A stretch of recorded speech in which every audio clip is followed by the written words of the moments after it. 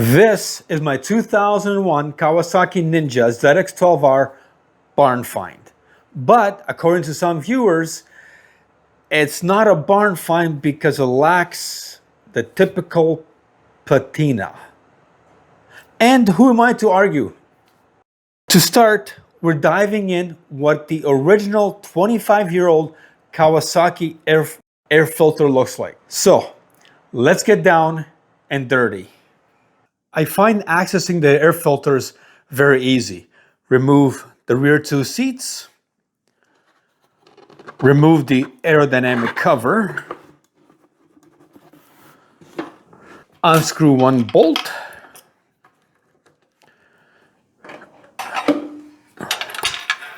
lift the gas tank, and voila, air filters are right here. Gotta put this back somewhere so I don't lose it. Unlike modern bikes that use plastic clips, this one has 4 bolts. Yes, bolts, not screws, holding the air filter in place.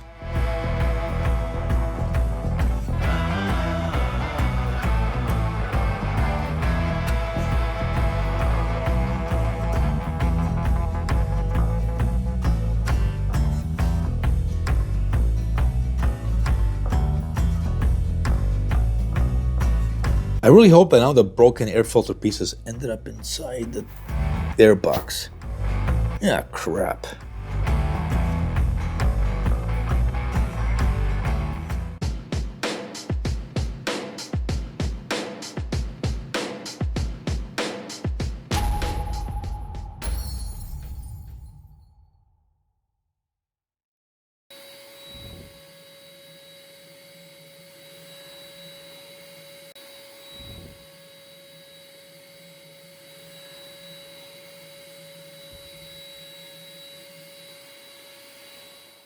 It's not perfect, but I can live with it for now. Let's take a look at the condition of the original 25-year-old air filter.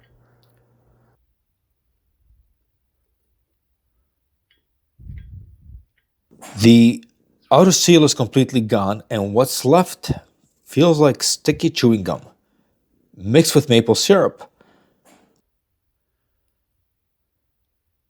As for the felt, it's as dry as the Sahara Desert and crumbles at the slightest touch. Yeah, it's no good.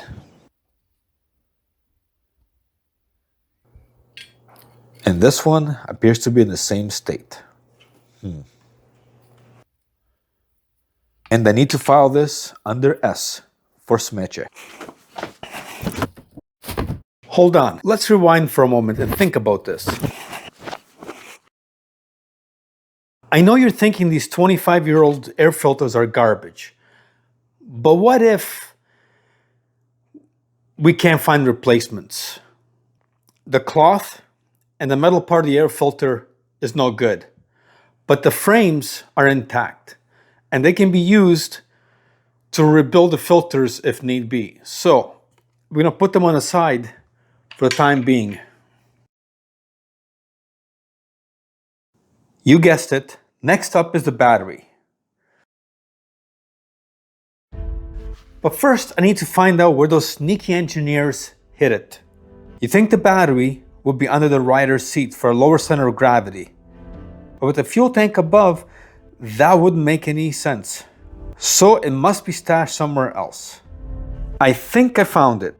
Yeah, this is the location. The ship engineers mounted it on the side for easy access. Maybe other manufacturers should start using ship engineers. I mean, this makes complete sense. Simplicity. I just love those shipbuilders. Yeah. Let's remove the old battery, check the plastic, check the rubber band, the wires for cracks and discoloration, and install the battery trickle charger cable.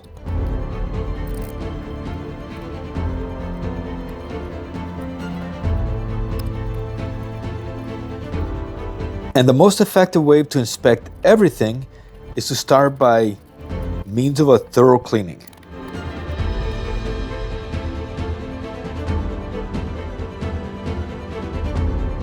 Found it. Since this bike, like all my others, won't be used during the winter months, I need to install a motorcycle battery trickle charger cord. However, I plan to keep the original boost cable in place, just disconnected. Although I consider removing it and placing it in a very safe place means basically I'll never find it again. And I'm trying to keep the bike as original as possible, so the best course of action is leave it in place, disconnected, it'll never get lost.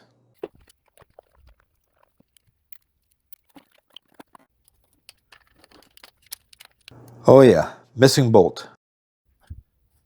I'm sure I can find one in this box. Looks like this one is 2 millimeters too long, but it should work. The first thing we have to do is snug all the bolts, and then torque them down to the manufacturer specifications.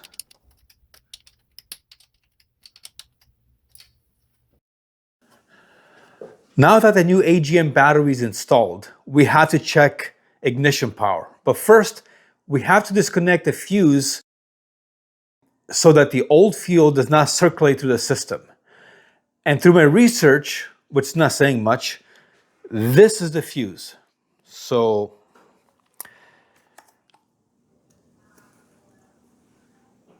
yeah, that's a fuse.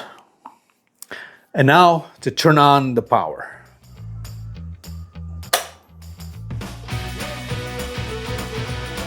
And we have power. Okay. Something's not right. I have the right indicator on, but the left light is flashing.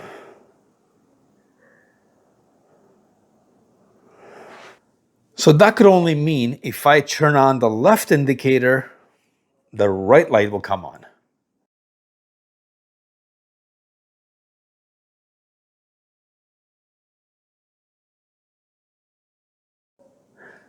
And this is why people don't use indicators, because it confuses the heck out of the drivers behind. Next, remove the license plate bracket. The bracket needs some polishing, but the nuts and bolts, well, they need to be replaced.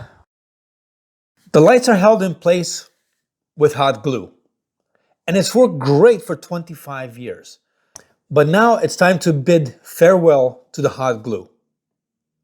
I can't use heat to remove the hot glue, but I can use alcohol. A quick spray, countdown from 5,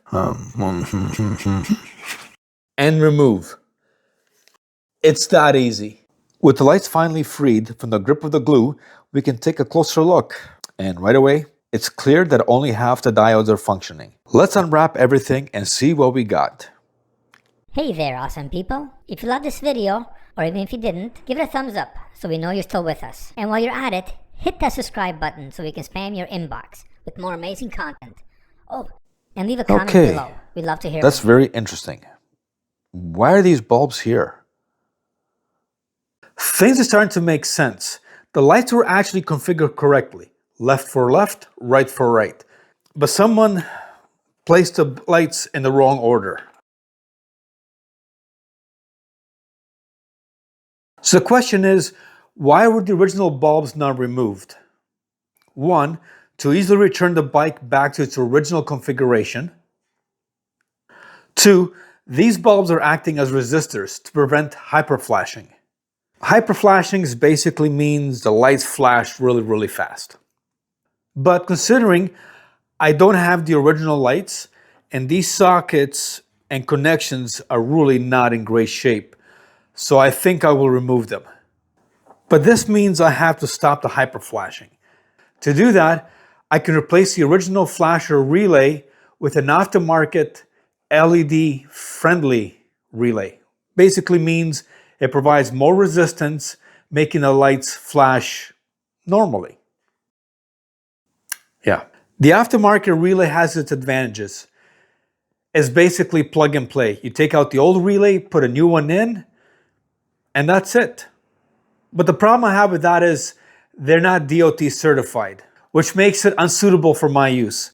And the other option is install resistors, which are easy to install, but they do tend to get extremely hot. Therefore, I will need to place them where they won't come in contact with anything other than metal. Man, there's a lot of metal on this bike.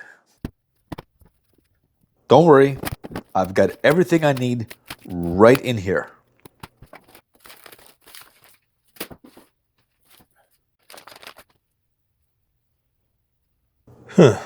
Yeah, I knew this was too good to be true.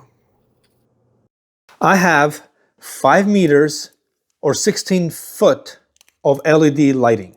But the problem is they only have 30 LEDs per meter or 9 per foot.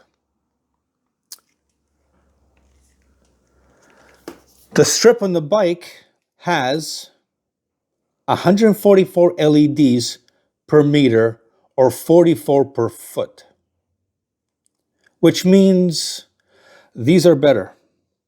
And I need to find the appropriate LED count. And I know just a place.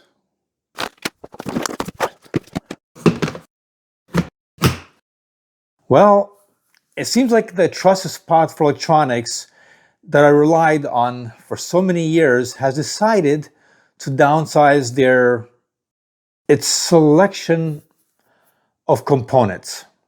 But now I'm left no choice but to venture into the vast expense of the internet. Let's just say I'll be heading to the rainforest, and not the one with trees and toucans, but the one where my wallet takes a hit with every click. Hey, I like that.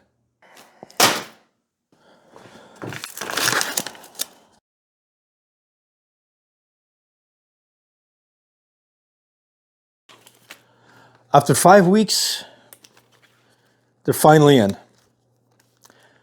And the good thing about it is the diode count is double. In this case, 2 is better than 1. It's like twins. Yeah. All right, let's see what we can do with this.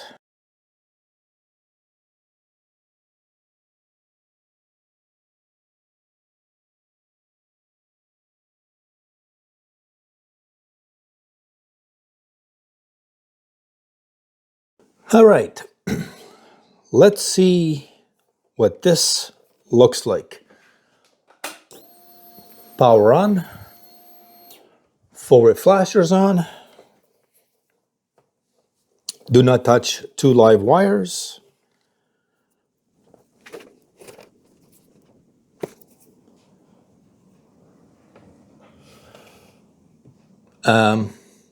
That's bright. And that's good. And the reason front cowling is being reinstalled is to ensure all the original lights are functioning properly and to confirm that my modifications work as planned.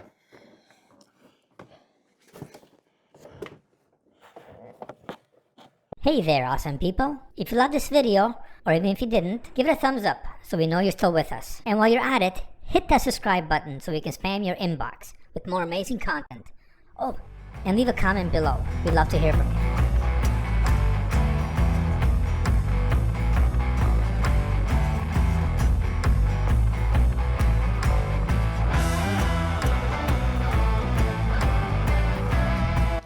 Now that the rear turn signal lights are wired and working, I'm not going to mount them just yet. And the reason being is I don't like this rubbery casing. Honestly, I don't think it's going to last too long. What I like to do is mount the LEDs in a hard acrylic case. The only thing is, the place that I know where to buy this stuff, I haven't visited in over 10 years. So I don't even know they're in business. In the meantime, I have to address another issue that I have.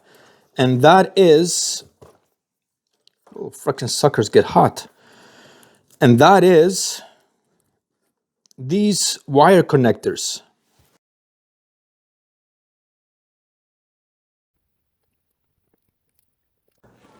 These are T-tap connectors, and T-tap connectors can leave exposed wires when removed, which is problematic if not properly sealed.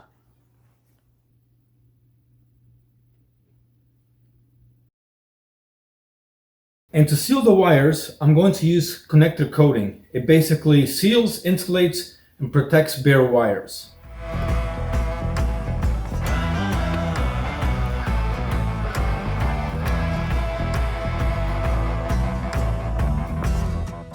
Now, I don't know how well this is going to show in camera, but this is dry. And basically, it becomes a rubber coating. It's just like rubber.